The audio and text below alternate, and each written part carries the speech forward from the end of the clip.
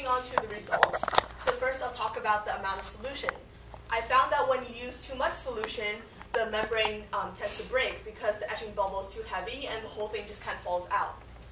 Also, the membrane breaks when you use too little solution because there's not enough sodium hydroxide to sustain the solution. And when you use too little solution, it also tends to switch from constant current to constant voltage, which was a problem I mentioned earlier.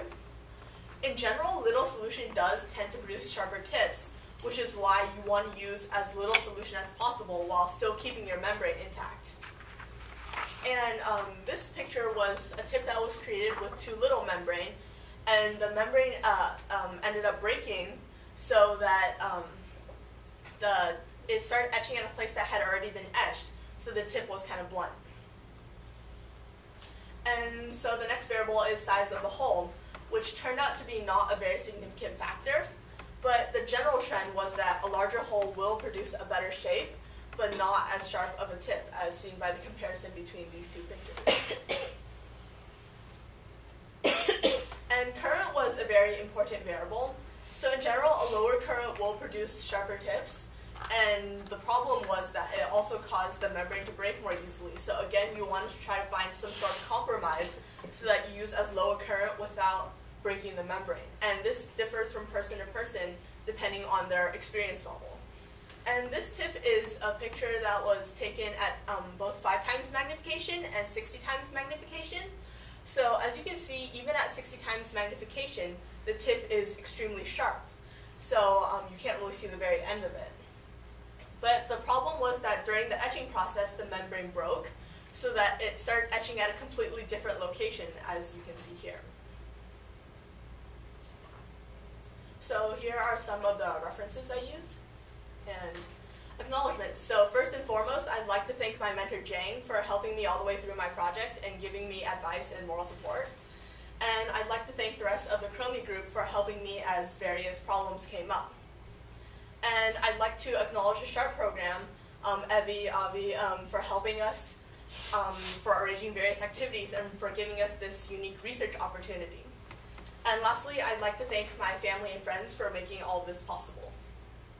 So, are there any questions?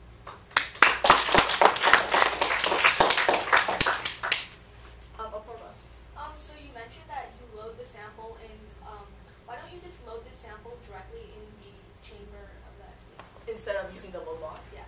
So the actual STM chamber is at an ultra-high vacuum, so that the pressure difference between that and the outside air is too great. So if you just come into contact with the outside air, it'll like crush the machine or something. But the load lock chamber, it's only at a high vacuum, not an ultra-high vacuum. So it's okay, the pressure difference is reasonable. Yeah. Is there any reason why tungsten's so popular for the tips? So tungsten has many benefits. One thing, it's very cheap compared to something like silver. Also, it's a very strong thing, so you can, so obviously it's good if it's strong. And also the fact that the etching process is fairly simple. Like I can produce a tip in 5 to 10 minutes, and it's a pretty known process. So that's it. You mentioned that during the etching process, you actually create 2 tips. So Right. how do you actually get the bottom tip without having it fall into something or bumping against the top tip? Well, so the bottom half just falls off into a beaker of shaving cream, and the hole is fairly big, like compared to the diameter of the wire, so it just falls out directly, and it doesn't really touch the top because they're just separated by a narrow like strip of tungsten. Jose? You mentioned you use DC, right? Yes. Why not AC?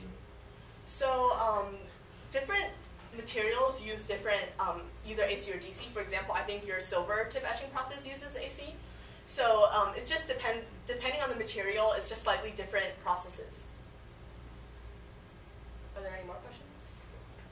Yes. So you said that the tip can be too little or like too big. So what's the ideal size for the tip?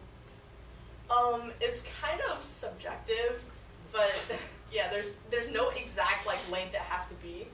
So I mean, it's just kind of based on the eye when you look at it under a microscope. I mean, it's just, it can't be too long or too short. Just, yeah, it's not a definite value or anything. Okay, then thank you.